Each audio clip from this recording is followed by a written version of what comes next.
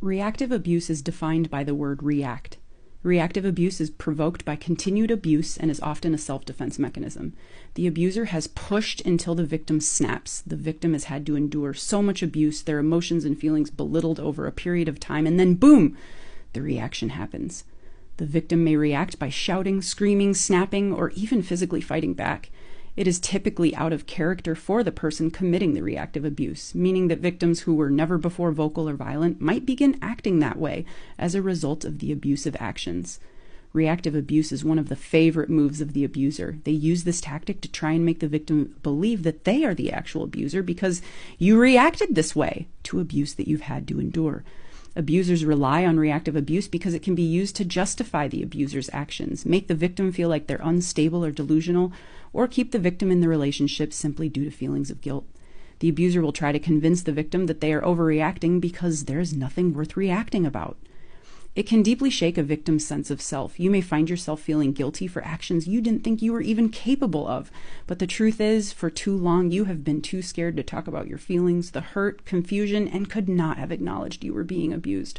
So it is not surprising that this reaction happened. It's been a buildup of many incidents until you could not contain it anymore. Provoking a reaction is a method of manipulation, as it is an easy way to frame a relationship to garner sympathy from others. A narcissistic abuser could record your reaction or even provoke you in public to paint the situation as one that's your fault.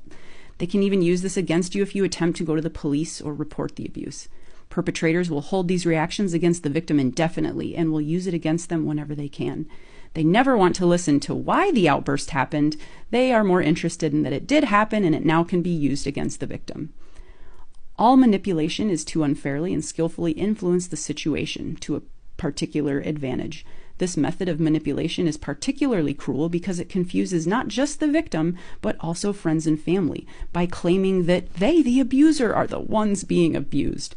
It is hard for an outsider to see the truth of who is the abuser and who is the victim. It also conditions the victim to accept the blame. The longer this blame shifting goes on, the longer the victim believes they're to blame, the abuse continues, the victim believes they are violent and unstable.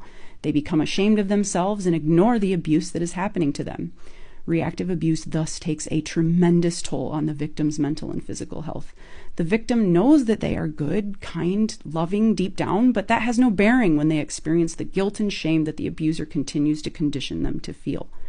The abuser will get them to focus on the reaction to the abuse rather than the abuse itself. In addition, patterns of abuse followed by periods of pretended remorse can lead to a trauma bond because this remorse can give false hope that the abuser will change their ways.